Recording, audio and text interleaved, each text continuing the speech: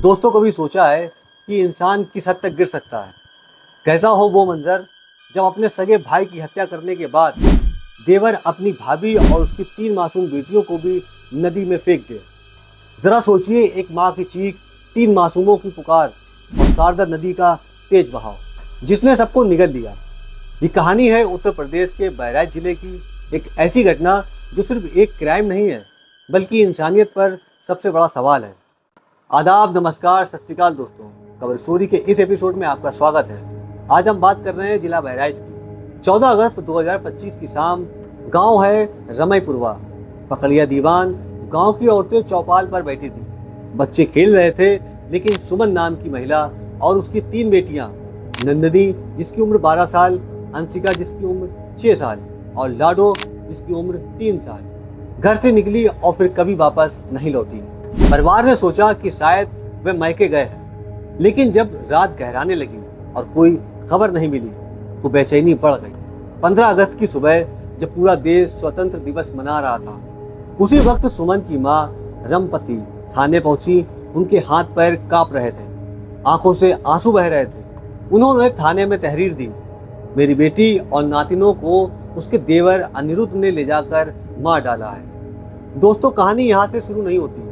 इस वारदात की जड़ें 7 साल पीछे जाती है। अनिरुद्ध वही देवर है, वही इंसान जिसने अपनी लालच और जमीन की भूख में अपने सगे भाई संतोष की हत्या कराई थी। सोचिए, एक इंसान कितनी नीचता तक गिर सकता है। भाई सबसे बड़ा सहारा होता है, लेकिन अनिरुद्ध के लिए भाई सिर्फ एक जमीन का टुकड़ा था। सालों पहले दोस्तों के साथ मिलकर उसने संतोष की पीट पीट कर हत्या कर दी।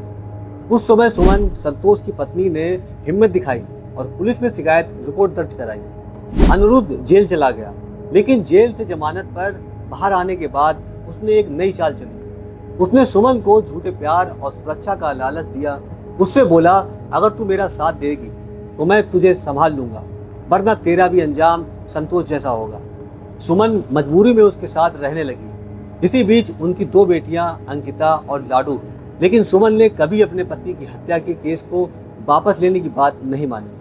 उसने कहा, चाहे जो हो, मैं गवाही नहीं बदलूंगी। यही बात अनिरुद्ध के दिल में जहर बन के बैठ गई और फिर शुरू हुई साजिश की तैयारी। सालों तक अनिरुद्ध दबाव डालता रहा, कभी प्यार से, कभी धमकी से। लेकिन जब सुमन टस से मस नहीं हुई तो उसने फैसला किया कि अब रास्ते से ही हटा देना होगा। उसने अपने दोस्त बालक राम से बात की। दोनों ने मिलकर एक खतरनाक प्लान बनाया। तारीख तय हुई 14 अगस्त 2025 और जगह चुनी गई लखीमपुर खीरी की शारदा नदी, और तरीका घुमाने के बहाने ले जाना और फिर नदी में फेंक देना।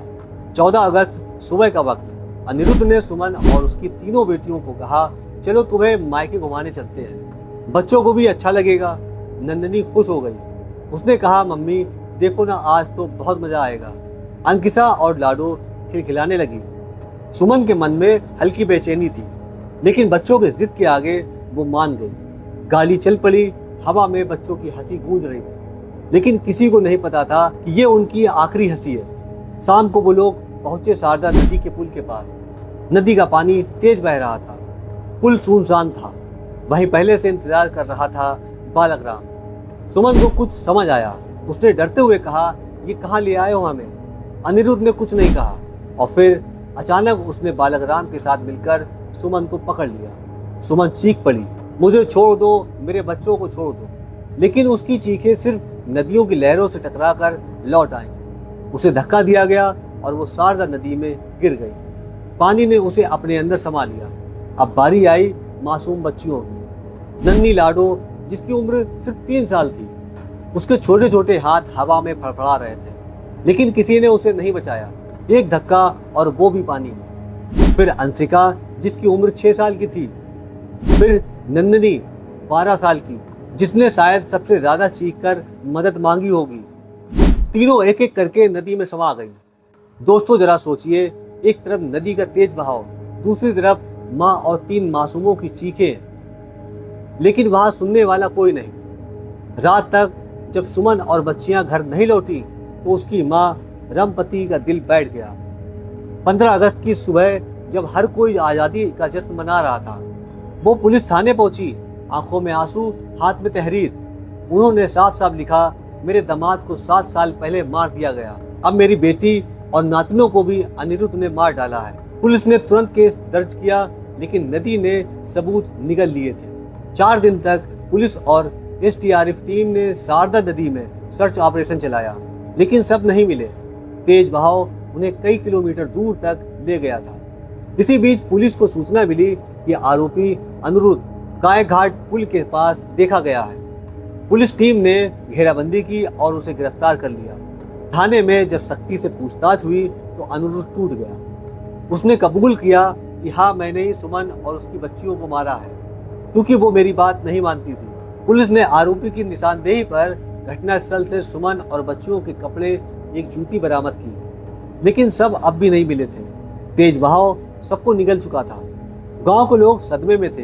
हर कोई यह कह रहा था, इतना बड़ा पाप अपने ही खून के साथ ऐसा कौन करता है। सुमन की मां रमपति बार बार बेहोश हो जाती।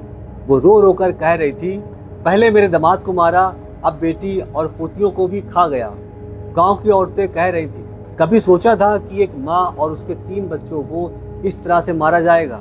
इंसानियत पर सवाल उठता है दोस्तों। ये केस सिर्फ एक हत्या की कहानी नहीं है, ये इंसानियत की गिरने की हद है।